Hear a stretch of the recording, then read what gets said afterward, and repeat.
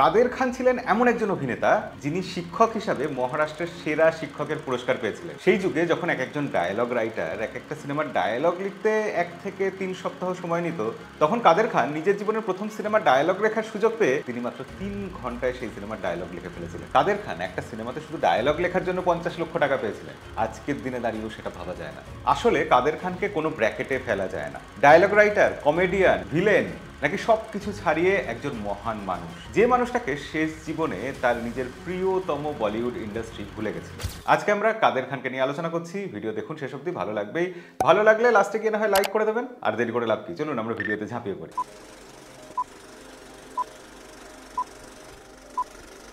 কাদের খানের জন্ম হয়েছিল আসলে আফগানিস্তানে 1937 সালে। একে অভাব, তার উপর কাদের খানের আগের প্রতিটা ভাই বোন মারা গেছিল 7-8 বছর বয়সের মধ্যেই। তাই আফগানিস্তান ছেড়ে তার বাবা মা কাদের খানকে নিয়ে সরাসরি মুম্বাই বা সেই সময়ের বম্বেতে পাড়ি জমালেন। কিন্তু বড় শহরে তাদের ঠাঁই হবে কোথায়? তারা বস্তিতে আশ্রয় নিলেন। আফগানিস্তানে তাদের অভাব ছিলই, এখানে এসে অভাবটা যেন আরো বেড়ে গেল। কাদের খানের বাবা মায়ের মধ্যে বিচ্ছেদ হয়ে গেল। অভাব এমন পর্যায়ে পৌঁছালো যে কাদের খানকে সপ্তাহে 2 থেকে 3 দিন না খেয়ে কাটাতে হতো।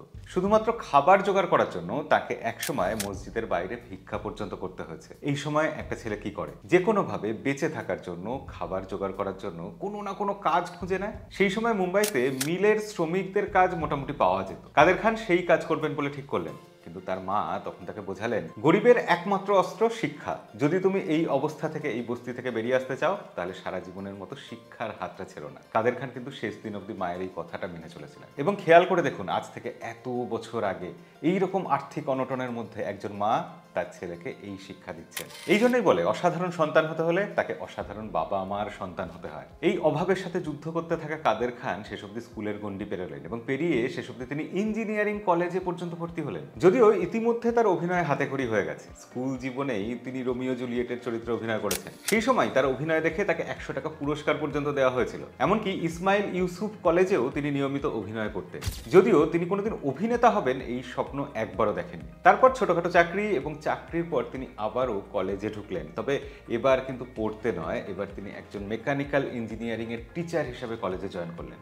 সেখানে তিনি খুবই জনপ্রিয় হয়েছিলেন এবং শেষ অবধি তিনি একবার মহারাষ্ট্রের সেরা শিক্ষকের পুরস্কারও পেয়েছিলেন। কলেজে তিনি শুধু পড়ানোর জন্য জনপ্রিয় ছিলেন না, তিনি সেই সময় নিয়মিত থিয়েটারও করতেন। একবার তাদের কলেজে ডিরেক্টর নরেন্দ্র বেদী আর অভিনেতা দিলীপ কুমার থিয়েটার দেখতে আসলেন। কাদের খানের অভিনয় পরিচালনা দেখে তাদের এতই পছন্দ হয়ে গেল যে নরেন্দ্র বেদী তাকে আগামী 2টো সিনেমার জন্য সাইন করে ফেললেন। কত টাকায়? মাত্র 1,500 টাকা। নরেন্দ্র বেদী যখন তাকে প্রথম ডায়লগ লিখে আনতে বললেন একটা সিনেমা, কাদের খান একটা মাঠের মধ্যে বসে একটা পার্কে যখন বাচ্চারা পাশে ফুটবল খেলছে, সেখানে তিনি 3 ঘন্টার মধ্যে সেই সিনেমার পুরো ডায়লগ লিখে কমপ্লিট করে ফেললেন। যেখানে সেই সময়ের অন্যান্য লেখকরা একটা পুরো সিনেমার ডায়লগ লিখতে অন্তত কম করে 1 সপ্তাহ সময় নিতেন। কম সময়ে লেখার জন্য কিন্তু ডায়লগ খারাপ হয়নি। জওয়ানি দিওয়ানি সিনেমা হিট হয়েছিল এবং তারপর নিয়মিত কাজ পেতে থাকলেন কাদের খান। একটা সময় তিনি যখন খেল খেল মে সিনেমার ডায়লগ লিখছেন, তখন তিনি ডায়লগ লেখার জন্য সম্মানিক পান 20,000 টাকা। কিন্তু সেই যুগটা ছিল মনমোহন দেশাইয়ের যুগ। কাদের খানের এত প্রশংসা শুনে মনমোহন দেশাই একদিন কাদের খানকে বললেন যে তুমি কি আমার সিনেমার জন্য ডায়লগ লিখবে? কাদের খান রাজি। কিন্তু মনমোহন দেশাই একটা পরীক্ষা নিলেন। কাদের খানকে বললেন যে তুমি এই সিনেমাটার ক্লাইম্যাক্স লিখে নিয়ে এসো। যদি ক্লাইম্যাক্স পছন্দ হয়, তুমি আমার সিনেমার জন্য চান্স পেয়ে গেলে। যদি পছন্দ না হয়, তাহলে তোমার সামনেই আমি ওই কাগজগুলো ছিঁড়ে ফেলবো। কাদের খান চ্যালেঞ্জটা নিলেন এবং সিনেমার ক্লাইম্যাক্সটা লিখে নিয়ে আসলেন নিজের মতো করে। মনমোহন দেশাইয়ের এতটাই পছন্দ হলো, তিনি কাদের খানকে তার আগামী সিনেমার জন্য 1,21,000 টাকা দিয়ে সাইন করলেন। সেই সময়ের 1,21,000 টাকা যদি আমরা আজকের যুগে বসে হিসাব করি, তাহলে ইনফ্লেশন বা অন্যান্য সবকিছু যদি আমরা মাথায় রাখি, তাহলে সেই মূল্যটা দাঁড়ায় 50 লক্ষ টাকারও উপরে। একজন ডায়ালগ রাইটারকে 50 লক্ষ টাকা দেওয়া হচ্ছে সেই আমলে। আজকাল আমাদের এখানে বাংলা সিনেমা তৈরি হয় 50 লক্ষ টাকায়। এরপর কাদের খানের গাড়ি কোনোদিন থামেনি। তিনি 250-রও বেশি সিনেমাতে স্ক্রিপ্ট লিখেছেন, অভিনয় করেছেন 380টারও বেশি সিনেমায়। কিন্তু অভিনেতা কাদের খান বলিউডে কিভাবে আসলেন? আসলে সেই সময় একটা সাউথ ইন্ডিয়ান সিনেমার হিন্দি রিমেক হচ্ছিল, সেই যুগেও হতো। তবে তফাৎটা এই যে সেই সময় শুধু সাউথ ইন্ডিয়া থেকে হতো না, আমাদের বাংলা সিনেমারও হিন্দি রিমেক হতো। সে যাই হোক, সেই সাউথ ইন্ডিয়ান সিনেমার হিন্দি রিমেক করার সময় ডায়লগ লেখার দায়িত্ব পেলেন হ্যাঁ, আমাদের কাদের খান।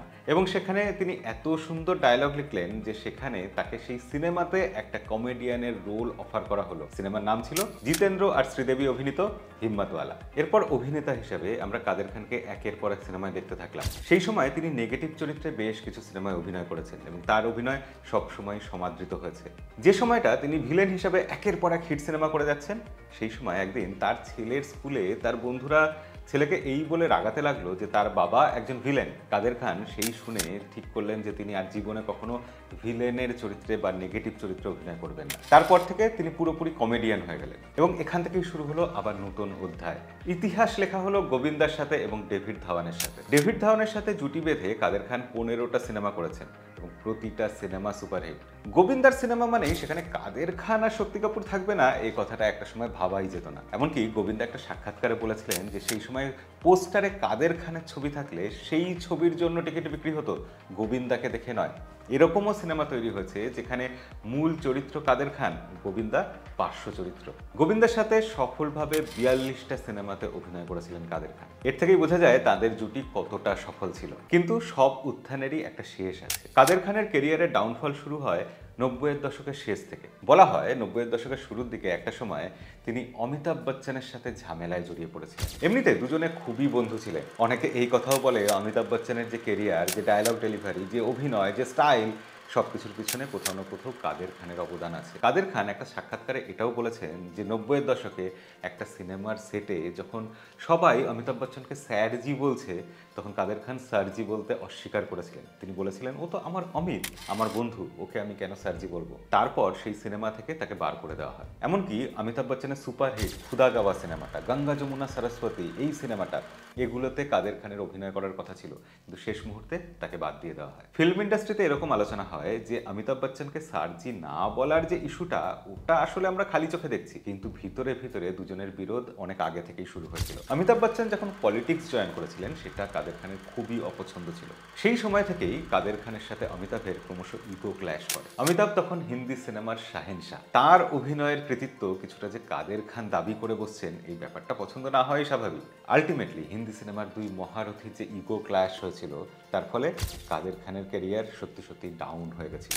সেই একই সময় অমিতাভ বচ্চনের ক্যারিয়ারও ডাউন হয়ে গেছিল, কিন্তু তারপর অমিতাভ আবার নতুনভাবে ফিরে আসেন, যেটা কিন্তু কাদের খান আর কোনোদিন ফিরতে পারেন। কাদের খান 2000 সালে কানাডায় তার নিজের মেয়ের কাছে পুরোপুরিভাবে শিফট করে যান। যদিও এরপর তিনি টেলিভিশনে বেশ কিছু কাজ করেছেন, কিছু হিন্দি সিনেমাতে অভিনয় করেছেন, তিনি সেখানে ডায়লগ লিখেছেন, কিন্তু সেগুলো সেইভাবে সফল হতে পারেন। কোথাও গিয়ে তার মন ভেঙে গেছিল। তাই পুরনো কাদের খানকে আমরা 2000 সালের পর আর ফিরে পাইনি। অবশেষে 2018 সালে কাদের খান আমাদের সবাইকে চিরকালের মতো বিদায় জানিয়ে অন্য কোনো জগতে চলে গেলেন, কিন্তু রেখে গেলেন তার সৃষ্টি করা কিছু অমূল্য সম্পদ। ডেভিড ধাওয়ানের সিনেমা গোবিন্দার সিনেমা, এই প্রসঙ্গ আসলেই সাথে সাথে কাদের খানের নাম আসবেই। হিন্দি ফিল্ম ইন্ডাস্ট্রির 80-র দশক বা 90-এর দশকের ইতিহাস লিখতে বসলে সেখানে কাদের খানকে বাদ দিয়ে সেই ইতিহাস লেখা যাবে না। যেভাবে তিনি যথাযোগ্য সম্মানের থেকে বঞ্চিত হয়েছিলেন, সেটা আমাদের জন্য, তার ফ্যানদের জন্য, তার গুণগ্রাহীদের জন্য সত্যিই দুঃখজনক।